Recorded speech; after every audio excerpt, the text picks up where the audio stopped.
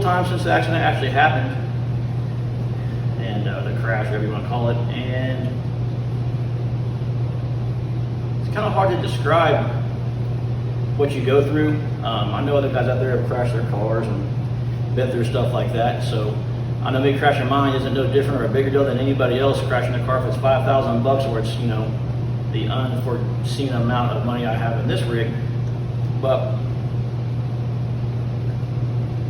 this wasn't like your typical car. I kind of feel like this car related to everyone, and even though at this point there was quite a bit of money and a damn near unmeasurable amount of work put into the El Camino, everyone still kind of was there with me watching me build this car, and everyone got to see it progress, and everyone got to see all the time I put into it, and the car, you know, coming back from getting rebuilt and beating guys and me getting my ass kicked and just tripping over myself and all kinds of stuff like that, as anyone does who's racing and trying to figure out a combo once they change a bunch of stuff like every few months like I did, trying to keep up with the rest of the guys, man, because we can say we want to, but this big tire racing stuff now is no joke. People are going crazy fast, and it's not, you know, a big block with a single kit and some guys having fun anymore. This is crazy, legit, full-blown, you know, chassis cars hauling ass. So the night of the crash, we had tried to sneak out there and do some testing, and I made a couple of passes down that road, and the car did pretty good. There's some bumps and stuff out there. I fought pretty hard, and the car moved around, but to be honest, I'm used to this car moving around. It wasn't really anything new. And the next day, we were going to be filming, and we did maintenance on the car, got it ready, got out there, ready to film, and I had some issues with some sensors and wasn't getting all my data. My drive shaft sensor kind of intermittently kept working and not working and stuff like that. And so I kind of thought about it after the 2 years of me not being, the 2 seasons of me not being on the Street Outlaw street list. I thought after all this work, it's going to suck if I go out there with a half-assed car I've only got 2 laps on the street with since I changed everything and get my ass kicked. So I wasn't going to run. And at the last minute, there was a guy there, as you'll see on the show. My ego, which has always been a problem, jumped out, and I decided to race it.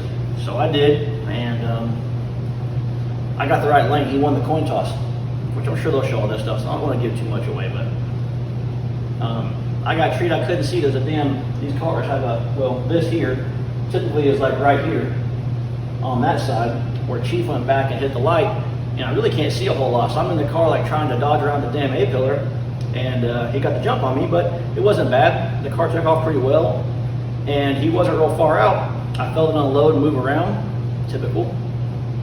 Stayed in it, drove the car, and then it clicked into second. Everything's going fine, car's still moving around, but it's kind of par for the course with this thing in that road. So in my mind, I'm like, you know, first pair down, I've got a little too much in it early, and everything's going pretty well. And the car's swung out to the right. This car's got a pretty long wheelbase, and over the years of me driving stuff, I'm not the kind of guy to get in there and like really jerk the wheel around real bad like a dumbass. I kind of do small movements or slow movements. And the back of the car's to the right. And so I can tell it's going to try and come back around to the left. I'm just not sure how bad. The road's kind of crowned. And as the car's still going to the right, if I remember correctly, which I'm not 100% on this, we'll kind of have to watch when they show the in-car camera the night of the crash when they showed the episode on TV. But I know I corrected it a tad bit, and I think right as I did that, it might have hit a bump and clicked into high gear at the same time.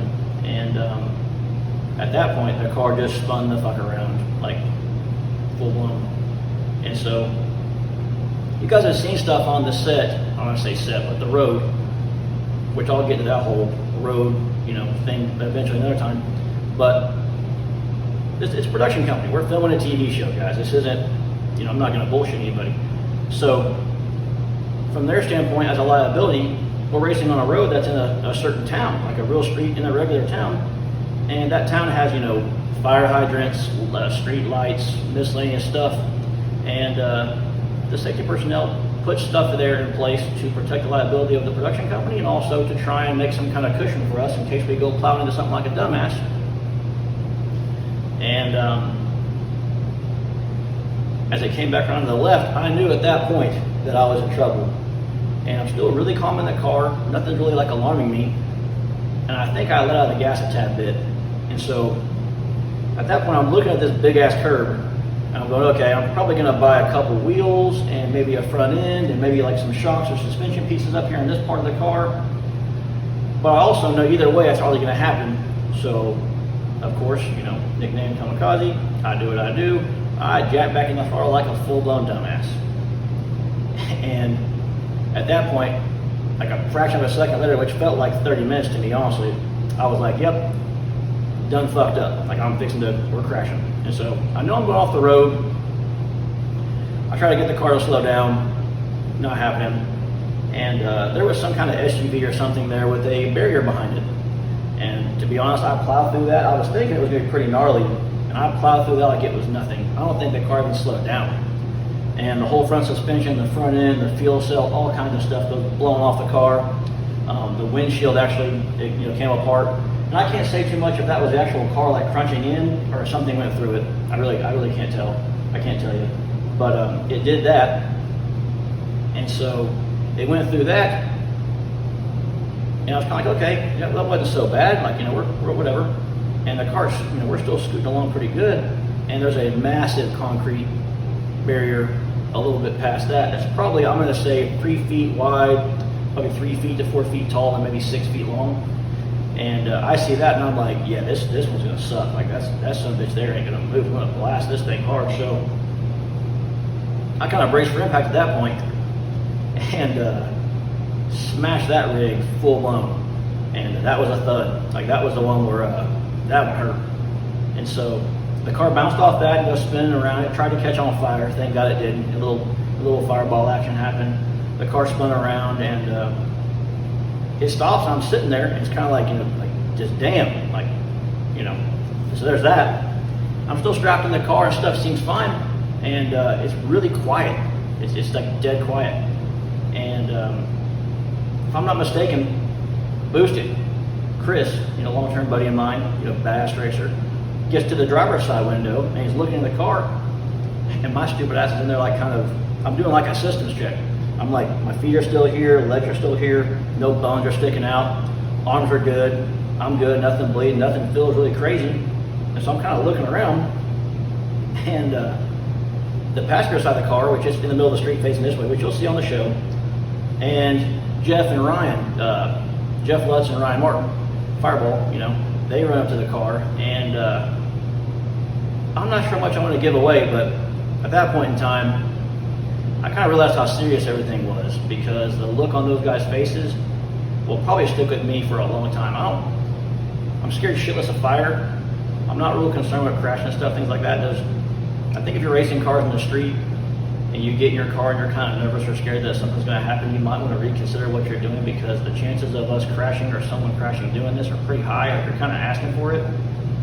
So if you can't get in the car and do something with the fear you're going to have and the anxiety of being in one of these things in the street, especially something making like 4,000 horsepower like this thing did, you might want to consider getting out until you kind of get a little different. But I'm sitting there, and that whole thing happened, but going forward, we get out of the car, and it's just like, devastation.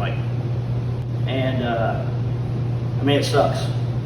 And to be honest, guys, the only thing I think on the car that are salvageable, being legit honest, is maybe the shifter, the parachute lever, and the rear housing. Everything else is junk. The chassis is junk, the cage is trash, I trashed the steering wheel, the seat's bent.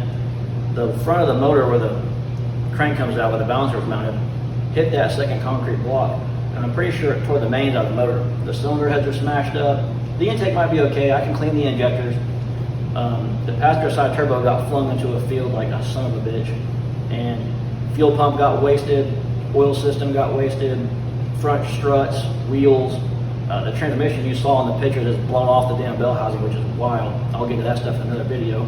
I've got a few plans, I've got some ideas, and hopefully you guys will subscribe and watch this channel, and we'll take this car apart together and kind of diagnose and look at all the carnage, which would be cool, and also, kind of sad at the same time.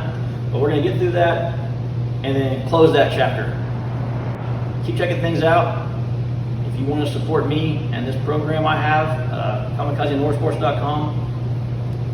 and thanks for watching.